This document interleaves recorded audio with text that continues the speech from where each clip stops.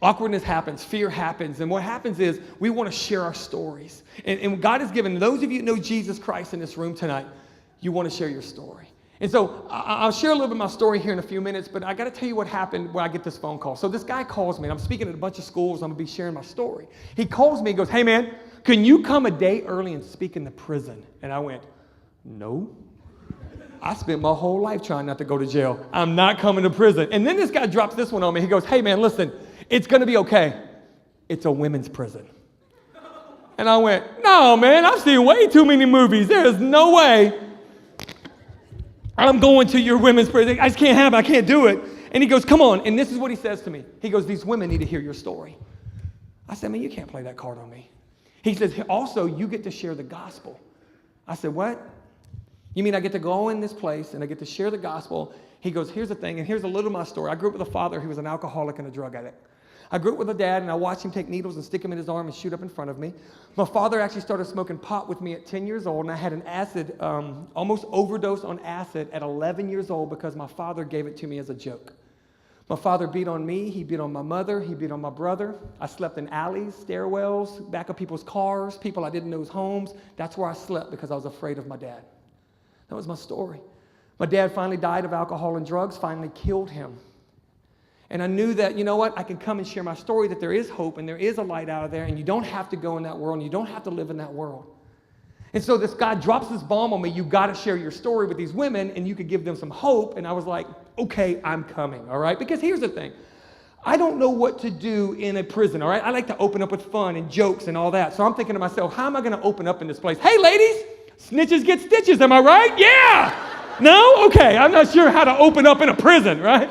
So I think to myself, I'm going to do something fun with them. In a moment, I'm going to have two of you come and help me out with something. But here's what I did. All right, so I go and I was going to juggle. As you notice, I could juggle a little bit. And I actually started that when I was 14 years old. Check this out. I started doing juggling shows at 13 and 14 years old. And here's why. My father was an alcoholic. He was a drug addict. He would not have food in the house, and I was hungry at times. I would steal crackers off the salad bar at school. I would take these things home. I would hide them. I would actually hide these crackers in different places that I would sleep so I would have food. I sometimes would steal crackers and take them home and give them to my brother so he can eat as well. And so early on, here's what I learned how to do. As you saw a moment ago, I kind of taught myself at 13 and 14 years old. I found out I can balance things on my face.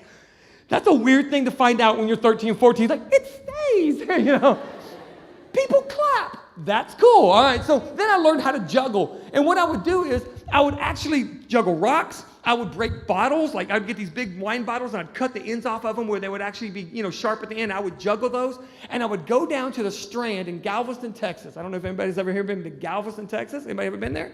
West Side? That's my name. All right, that's my hood. So that's where I grew up. And I would go down there and check this out. I would do juggling shows at 13 and 14 years old for tourists. I would juggle stuff. I would juggle rocks and all that kind of stuff. And then I would pass a hat and people would put money in it and I'd go feed myself and my brother. It's kind of a cool little thing I would do. So I thought, this is what I'll do in the prison. I'll do a little juggling show for these ladies. This will be fun. This will make them laugh. And hopefully no one's sharpening a toothbrush looking for a place to put it, okay? Because you never know. I don't know, some woman sitting there going, and so I'm like, oh no, So I fly in. And a lot of times people, when you fly in, they take you out to eat, they find you your room, they get you settled in, and you have a good time like that. I get in the car, and these jokers drove me straight to the prison, okay? I mean, straight up into the prison. And there it is. I'm looking out. I'm literally texting my wife going, hey, I made it. Pray for me. I'm about to walk into this place, and I look up and I go, oh, we here. So I get my little juggling bag, all right, with my little juggling stuff. And I didn't take the machetes because they said no, which is probably a good idea. But I took some juggling clubs with me. And so I walk in and I meet the two biggest dudes I've ever seen in my life. These two guys are standing there and I'm like, oh, I feel better because these two big dudes are going to take care of me, right? And so the guy grabs my bag, opens it up and says, and this is the funny part, he reaches down and grabs a juggling club and holds it and goes, what are you going to do with this? And now I got to answer in a cool way. Juggle. I don't know how to sound cool saying juggle. I was like, I'm going to juggle. Yay. Sorry. All right. So the guy looks at it, not a crack and a smile or nothing, just kind of stares at it and goes, mm-hmm. two big old dudes, right? So he puts the thing in, slides it through the little, metal detector and all that. I walk through, and here's what they tell me. They go, here's what you're going to do. You're going to walk through this door, and as you walk through that door, it's going to shut behind you, and then another door is going to open up. And he hands me my little juggling bag, and I'm like, okay. So I walk over there, and I walk through the door, and something happens to you. This fear happens to you when you hear this behind you.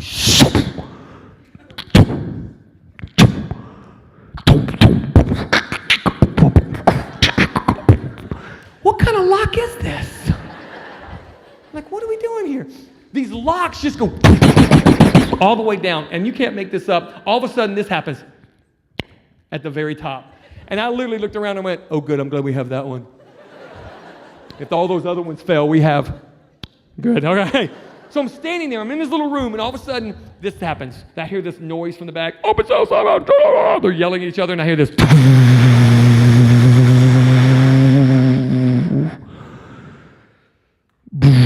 It was a long door. Yeah. So finally opens up. I'm standing there with my little juggling bag. I'm waiting, and it opens up straight up into the yard.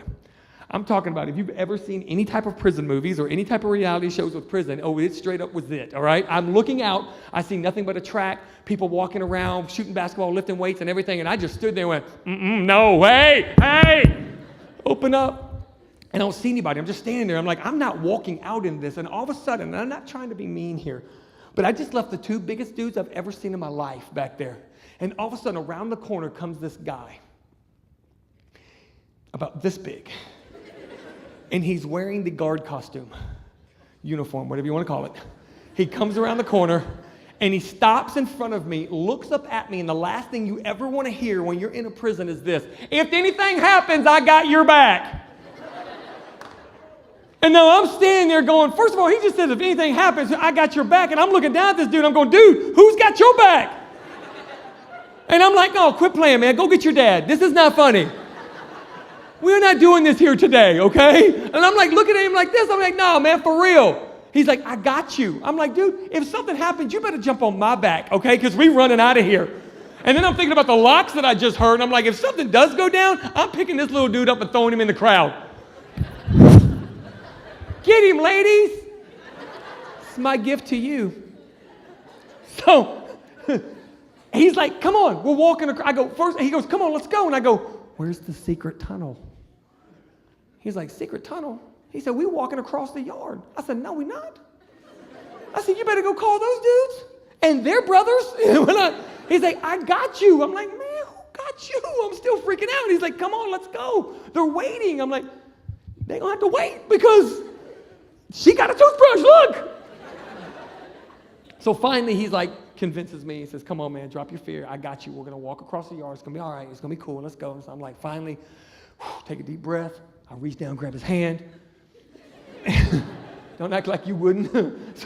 And we start walking across this yard, right? And we heading across. And you kind of, when you get in these situations, you try to appear a little bit harder, a little bit badder than you really are. And I'm like, yo, what's up, ladies? Yeah, ha ha. And it was like a record stopped. It was like one of those scenes from a movie where the record goes, and everyone stopped. And I heard this woman go, oh, we gonna cut him today. We cutting him. And I'm like, what? No. So I'm heading across. It got a little crazy. They're all stopped. They're all looking at me. I'm heading across, and we go into this room, and all of a sudden they bring all these women in, and there's over 300 or 400 of them, and they all sit down. And they say, listen, we want you to share your story. Tell these women about what's going on. And I go, well, I'm going to do this juggling thing first. And I said, can I get a volunteer? They said, absolutely. You get a volunteer. And for some reason, there was like this lady, and she was sitting right in front of me, and she was the most scariest, hardcore woman I've ever seen in my life, and she's staring right in front of me like this. I'm going to kill you. And for some weird reason, I don't know, nerves, scary, I don't know, I just go, ma'am, hey, come on up here and help me out. I'm like, I call her up to help me. She jumps up, runs toward me. Now, right before this guy tells me this. Another thing you don't want to hear in prison. He stands in front of me, looking up at me, and I'm like, yeah, what's up, little man? He said, right back there is a door. And if they charge you, I'm sorry, if they what? If they charge you, so again, not what you want to hear in prison, okay? He said, run through that door, shut it behind you, and they won't get you. And I'm like, okay. And I said, dude, hey, listen, come here, man. I said, man, what's behind that door? And this dude straight up looks at me and goes, I don't know. And walks off. I said, I'm going to kick that little dude in the face. You know, because he was down there. All right, so this woman comes at me, and I kind of do, you know, I'm like this, but she doesn't come like she's going to kill me or anything. She just stops there. And so I go, like I always do. I said, ma'am, what's your name and where you from? Not thinking that she's in prison, you know, just kind of doing my routine. And she grabs the mic from me. And I go, oh. Because I was not going to take it back. I was like, you can have it. Thank y'all very much. I'm like, I'm out, you know, I don't know what to do. And she kind of steps forward, and I look at the little dude. He's sitting over to my right, and I'm looking at him. He goes, it's okay. I go, I hate you. You in that door, yeah. So she grabs the mic. She kind of a little swagger, you know. She kind of does this. She goes, my name's T Money, and I'm from C Block, baby! And throws up C Block, and the entire C Block goes nuts. They're screaming and yelling and ah! And all of a sudden, everybody that's not in C Block starts yelling at C Block. My first time in prison, I started a riot. Thank you very much, yes. And so this guy jumps up. Now again, I'm feeling like they got to do better in this situation. They get the littlest guy in there protecting me, and he jumps up and he starts to blow his whistle. I'm not making that up. He had the tiniest little whistle ever. I'm like, get that guy a bigger whistle. They settle everybody down. They all sit down. She just kind of goes, hands me the mic. I go, all right, girl.